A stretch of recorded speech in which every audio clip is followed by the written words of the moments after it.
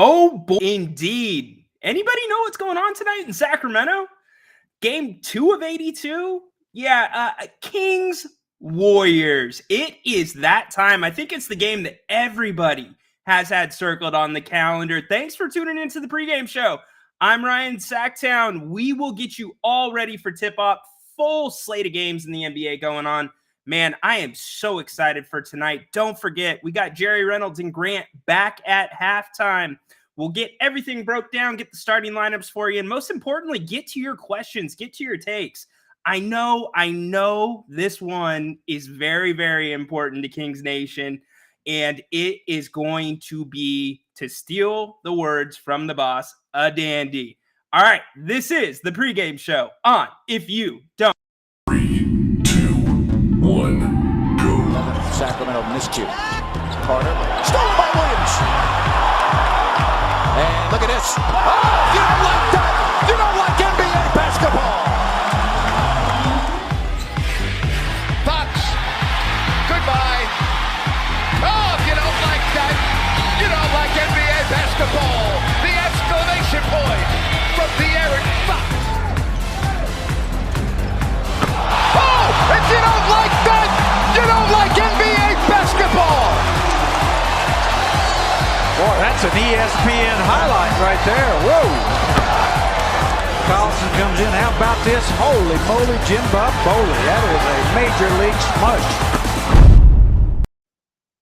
How about that new intro? Huge thank you to Haunted Horse Chris for producing that for Grant and all of us here at If You Don't Like That.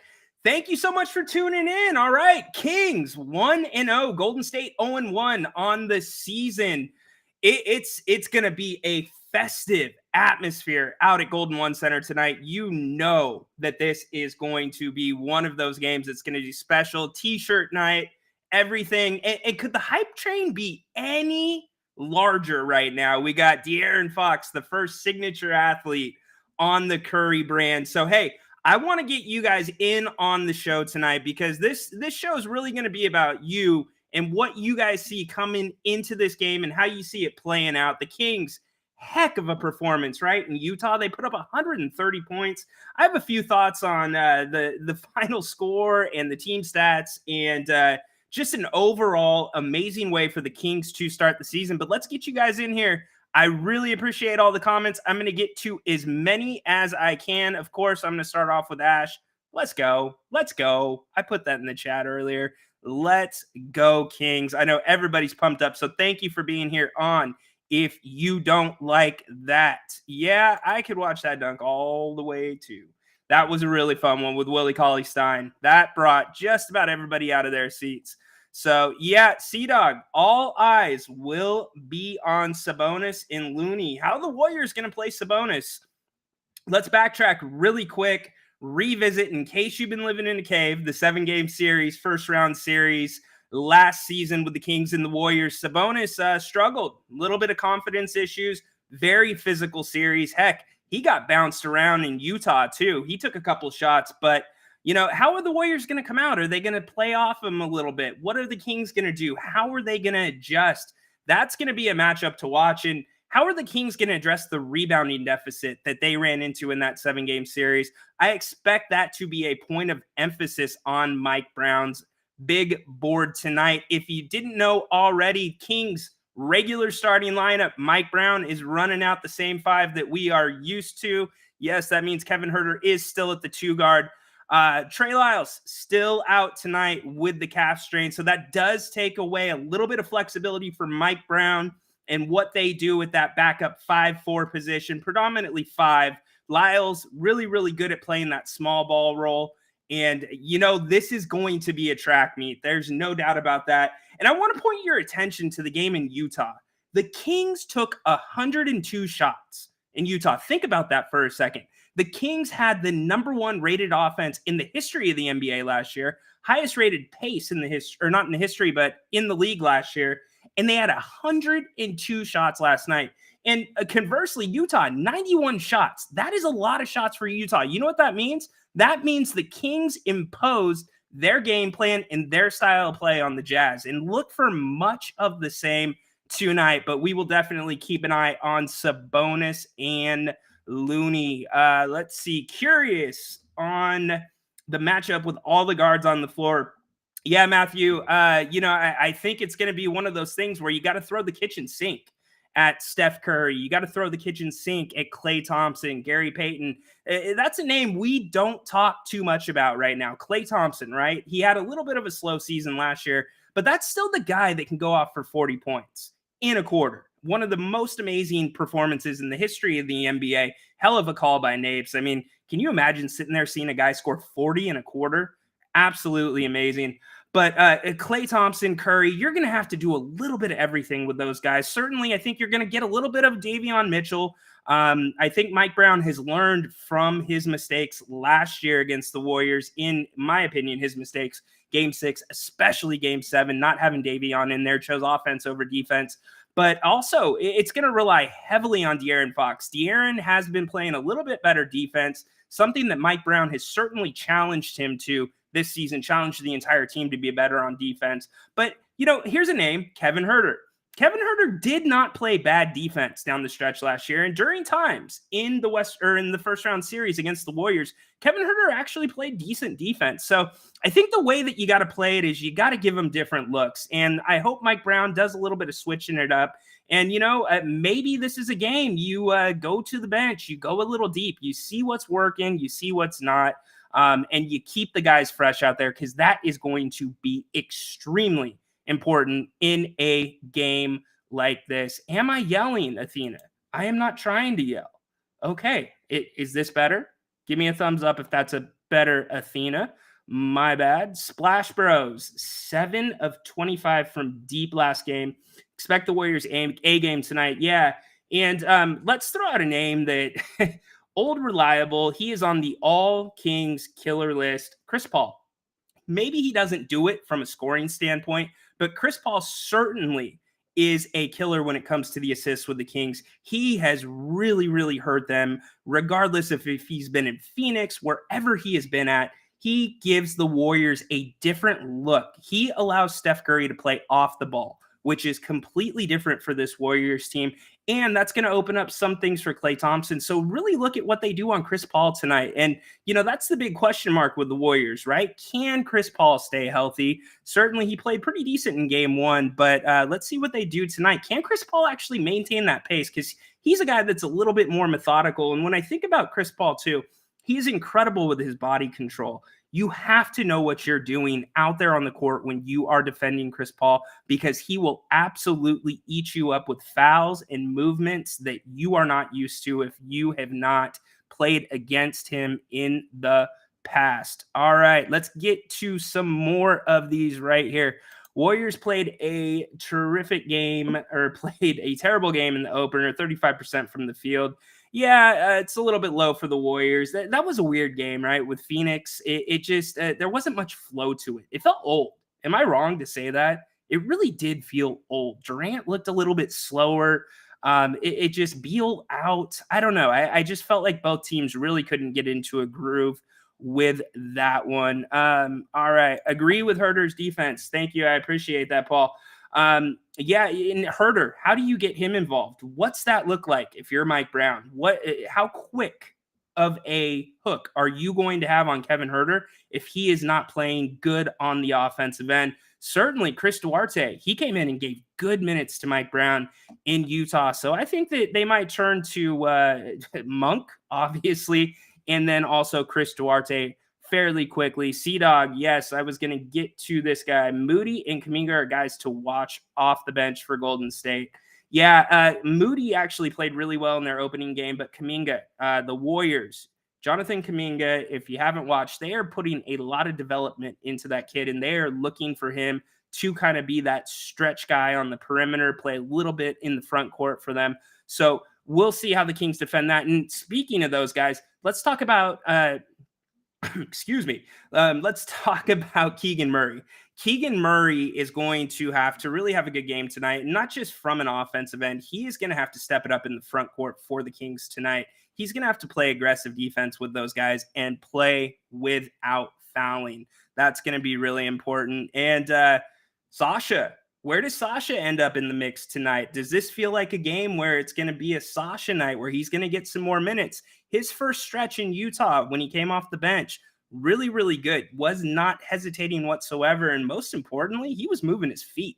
We know that he can shoot the ball very, very well.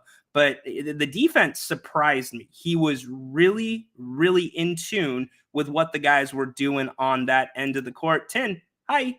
How you doing, buddy? Thanks for tuning in. Really appreciate it so much.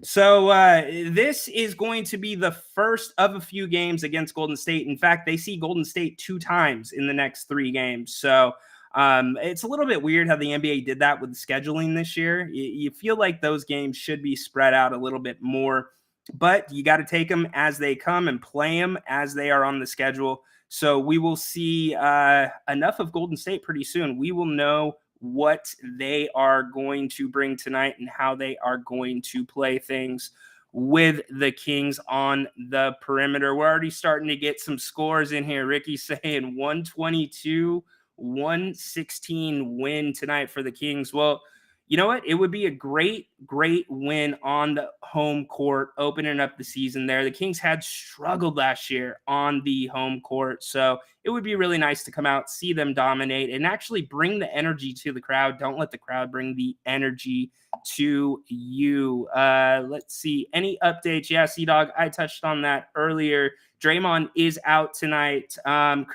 Steve Kerr said that, his ankle is in good shape, but they're going to take it really, really conservatively with Draymond. So he is out. That is why Moody and Looney and Kuminga are going to get some more minutes in. Don't forget about Gary Payton Jr. Gary Payton Jr. is a great guy off the bench. He can do a little bit of everything. Very aggressive defender, too. So the Kings ball handlers are going to have to really make an effort or have an emphasis on moving intentionally and getting the ball up the court and pressure. Do the Kings try to do a little bit of pressure? We talked about that in the first game against Utah. Are the Kings set up to play that style on the defensive end? I think the story's yet to be written on that, because, they got to stay in front of the ball first and foremost. And with a team like Utah or a team like the Warriors, you do not want to play behind your defender. That is for sure. Andrew, thank you. I appreciate it. Good to have you here on the stream on If You Don't Like That. Happy to be here. Don't forget Jerry Reynolds here at halftime with Grant. Grant will be here. And then Grant and I wrap things up at the end of the night. So while we have a few minutes, I want to tell you about one of my favorite spots. You know exactly where I'm going. That's right, Bennett's West Side Grill. You got to go check out the new location in Rockland, just like the other 2 locations, one off of Howe and Fair Oaks in Sacramento and the other in Roseville. Absolutely amazing. You can't find a bad thing on the menu there. Service is incredible. And they've got anything you want, whether it's prime cuts of steak, great seafood, amazing burgers. They even have weekend brunch, too. And don't forget about their wine list and bar and happy hour. Brian Bennett does it right. Go check out Bennett's. It's one of our favorite spots to go and meet up when Grant is in town. So Bennett's West Side Grill, tell them that you were sent there on If You Don't Like That. We would really appreciate that. All right, so we are getting a little bit closer to tip-off. Let's see. Walking into G1C right now. Let's rock this place, Kings fans. I like that, Ricky. Let us know how the atmosphere is. I bet it's, especially a Friday night too, right? It's going to be popping. There is no doubt about that. Guerrero's got a little, it might be an inside chat, 35-6 at home. Oh, you think the Kings are going to go 35-6? Interesting. You're kicking it back to like the 2000s, 2001, 2002. You think that record's going to be in that neighborhood? Yeah, they very well could. I mean, Guerrero, I would counter that with this. Think about the teams they lost to last year, right? On the home court. I mean, some of it had some long road trips. That first game back at home, sometimes it's a little bit lazy. They had some back-to-backs, but, you think about the losses to the San Antonio Spurs. I mean, there's a handful of them. Charlotte, that was a really bad loss. If the Kings can clean that up, then they're going to be all right. So, and looking at the schedule, we're only 2 or 3 games into the season, depending on what team you are. And we don't know what teams are going to be at this point. You know, some of the teams that we may circle on the schedule right now as a W, they may not be a W, you know, so interesting to look at, and we'll see how that plays out throughout the season. But first and foremost, the Kings have to take care of business and play their game. They do that and play against themselves, that record's going to be much, much better this year. Have we gotten a prediction from Ryan on how many wins the Kings will have this season? 45 or 50? Good question, Andrew. Yeah, Grant squeezed it out of me a couple of shows ago. I think it was a Thursday show. I think the Kings are going to win 50 today or this year. I think it's the health factor. I am so sick of national writers, reporters, whoever it may be, talking about, oh, well, the Kings were the healthiest team in the league. There's no way that can be replicated. Okay, let's stop talking about that it was a fluke because of their health, because you had Sabonis, who was playing through a broken finger. You had Keegan Murray playing through a similar injury on his offhand. You had Fox, who broke his finger at the end of the end of the first round series. So the Kings dealt with their injuries and they had guys play through them. But how about you guys write about what the Kings were doing right to keep their guys healthy like that throughout the season? Because a level of health like the Kings had last year was really unseen in the NBA. I mean, they were 50, 60% higher than the next closest team. So I'm going 50. I think their road approach, perfectly good. But the home court is where it's going to be. And I got to think the Kings are going to pick up a couple more of those games that they lost last year that they certainly should have won. Yep, Kings need to win their home games. Absolutely. Really appreciate that. Andrew, got you right there. Dude, you guys are putting – I just said dude. What am I doing?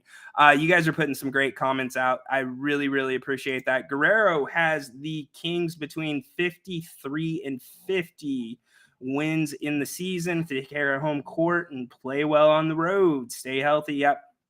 Exactly right, Guerrero. I mean, you think about the chemistry, and we're kind of seeing it with Boston, right? With Jrue Holiday game going on right now, Boston, Miami, 4-point game, 4:26 left in the fourth quarter. Boston up 5 now.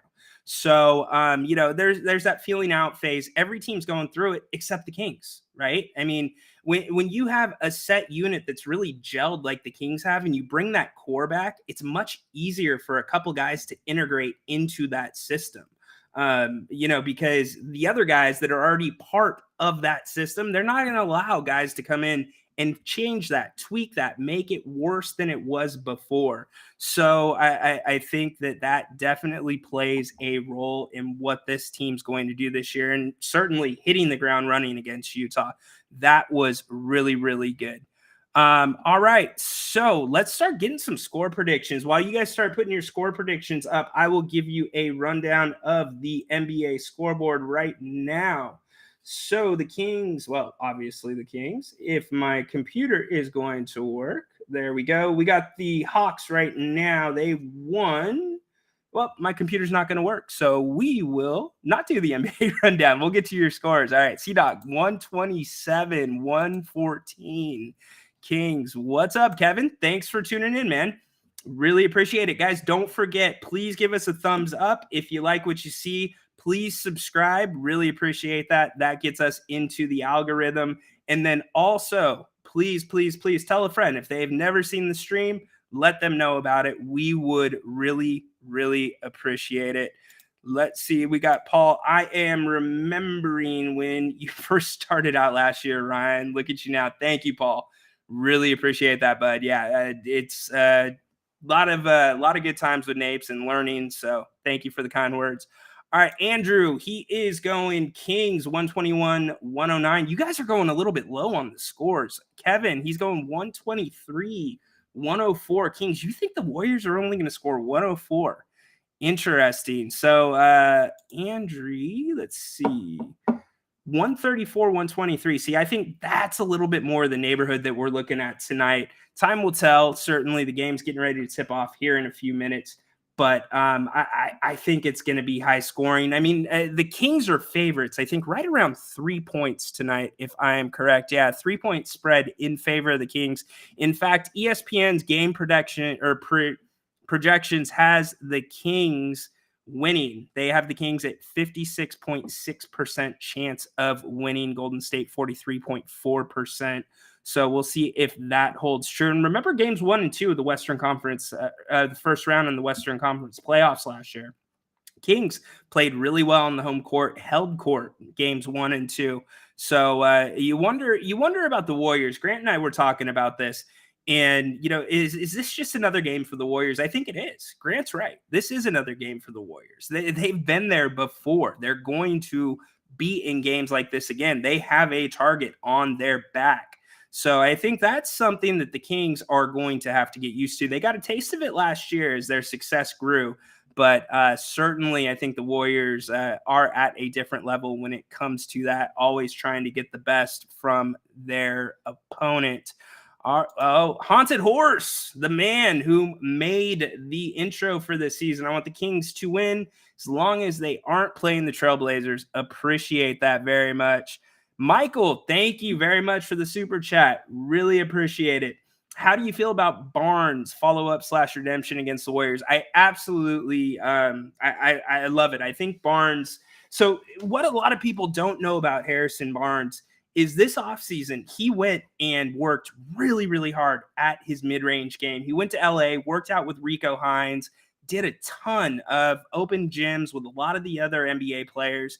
And some of the film coming out of those open gyms, Harrison was strictly focusing on many of the shots that you saw him make in the first half, where, dribble penetration, get to that 10, 12-foot range, take a step back and hit the shot. And that's exactly what the Kings need, right? They don't have a ton of guys that are in that mid-range area, that specialize in that mid-range area.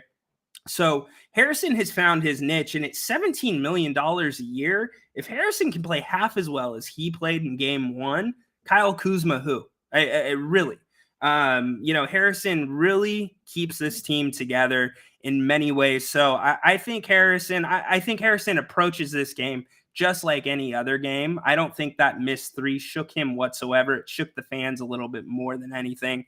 So I think he will be just fine tonight. So thank you for the super chat, Michael, and thank you for the question.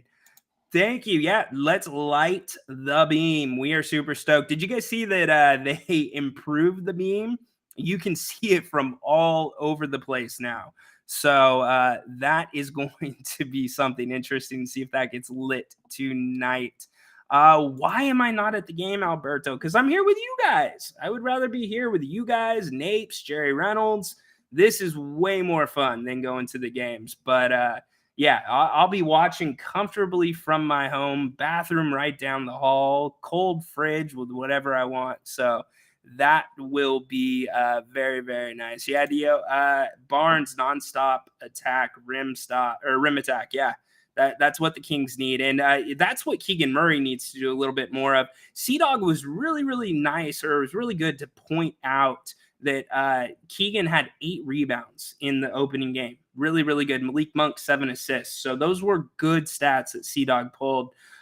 So if Keegan can keep building on that, there's a lot to look forward to with that young man. So I think that look at what the Kings do or did on a national stage many times last year. And again, first national TV game of the season for the Kings, first of 22. So Davion Mitchell, another guy we need to get to. So we touched on him a little bit at the open, but the offensive end, I have to give my impression of him from what I saw in game 1. His shot looked good. He has a quicker release. So I know he worked with Steph Curry's coach in the offseason on that, but he looks robotic on the offensive end. He's not looking to make basketball plays. He's making sure he gets to the spot he's supposed to be in when they draw up the play. And, you look at a Malik Monk, you look at some of the De'Aaron Fox, certainly they are doing things within the framework of the offense, but they're also looking for the nuances. And if Davion Mitchell can do that, I think it's going to open up an entire new world of confidence for him, and it's going to change the way that second unit operates. if he is running the point. But another thing to point out, the Kings need to make sure that they have guys on the floor. Even Sabonis, we saw him in the fast break situations last year bring the ball up many times. So look for Keegan. Mike Brown's really harped on that. He wants Keegan, if he gets a rebound, gets a steal, he wants him to bring it up. Don't find the point guard. So that's the way it needs to be across the board, unless your name's JaVale McGee or Alex Len. So, all right, let's get some more comments in here before we get wrapped up. I appreciate everybody being here on the pregame show. Again, halftime, Jerry Reynolds will be joining Grant and I. That will be a lot of fun. We got the microphone stuff figured out. So hopefully that does not happen again, should not happen again. So we really, really appreciate you hanging in there with us. So, all right, we got some scores up. Yeah, Herder needs to step up. We talked a little bit about that, certainly. Davion did play great. Andrew, I don't know that it was great. I mean, there was a couple games he made multiple 3-pointers, something he only did 5 times last year. So that was good. Now, he had a little bit more confidence, sure, because he was one of the more tenured guys on the court at times. Colby Jones was getting a bunch of run, excuse me, especially that last preseason game when the Kings sat their starters. So the Echo, good question. We troubleshooted it. We think we knew the problem. Somebody with our system that we run had an extra screen open. Let's see. So somebody's countering. Paul saying, but coach wants him to shoot the 3 if they have the look. Create spacing. Yeah, the spacing certainly. Coach Brown's giving everybody, minus JaVale and Alex Len, the green light to shoot the 3-pointer. So I think even though you have a green light, it depends on the player, right? It has to be the right shot for the right player. And, we're only at game 1 in the season. There are new guys on the team, Sasha Vezenkov, for instance, so you got to get a feel for, who's on the court. You got to get a feel for the situation, who's guarding who, and then go from there, depending on whether you're taking that shot, you're looking for somebody else, you're making that extra pass. Because a lot of times with this Kings team, you look at what they did in Utah. Their assists were nearly at 30 and their turnovers were low. They had almost a 3-to-1 assist to turnover ratio. They were making the extra pass consistently. And that's something when a team has played together for a really long time, that's something that teams like that do. And so I think that, you got to know the room. Let's see, C-Dog. You think you're looking at high school scoring in the first quarter into the 30s? No, I don't. 30s, low 30s. I don't think we're going to see a track meet in the first quarter. I would expect that to break out probably mid-second quarter and then fourth quarter. So we will see what happens. Let's get back to Sasha really quick before we wrap up. Sasha Vezenkov. I think he's going to get some minutes tonight. And I think with Trey Lyles out, that's going to open up that role for him. JaVale played well in his minutes. I mean, he's JaVale McGee, right? He hustled. He did the things he is supposed to do. Certainly the blocks were up. 8 blocks for the Kings against Utah. Let's see if the Kings can do that same thing tonight. And can they do that without JaVale on the court? That will be seen. We'll know here in a few minutes as the Kings get closer and closer to tip off. But getting back to the point, I think that the Kings, specifically Vezenkov, whoever's on the court, Keegan Murray, you've got to put the guys defensively in a position where they are not playing from behind on this team. And another thing to point out, the Kings against Utah, they were going under screens. The Warriors are going to give you heavy pick and roll looks. So the Kings are not going to be going under any screens tonight. They're going to be fighting through. They're going to be hedging. They're going to be playing a different style. So can they get those same deflections? That will be told here in just a few minutes. But that will be really important to the success of the team tonight. So, all right. Can Sasha play like Luka? No. We'll just leave it at that. All right. Which Kings player will be the X factor to come out with a W. I think the X factor tonight is Sabonis. It's got to be Sabonis because of the struggles that he had in the playoff series. He looked like a little bit of a different guy against Utah on opening night, but he has got to take control of the court when he is in the game. He's got to run the dribble handoffs exactly as he likes to run them when Mike Brown calls those plays, get the looks he wants, and he does not have to hesitate with his jump shot. He needs to shoot that confidently.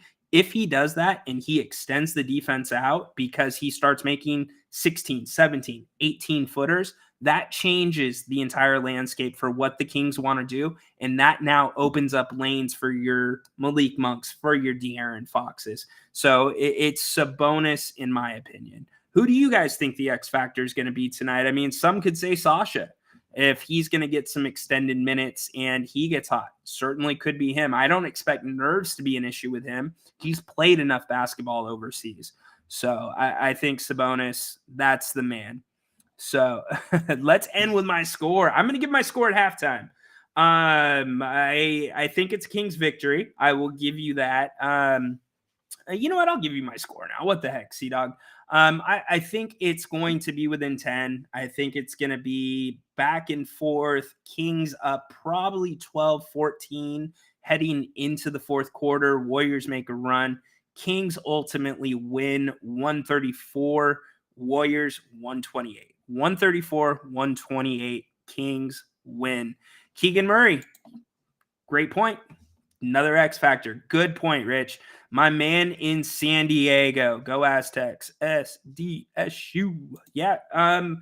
That's what JaVale has to do. He's got to use his size to dominate the paint. But dominating the paint isn't what it looks like for Sabonis dominating the paint, right? For JaVale McGee, it's a lot different because JaVale is not going to be an offensive machine. He needs to make room in the paint for some of the other guys and really space things out. And then also JaVale McGee needs to draw attention on the offensive and defensive boards.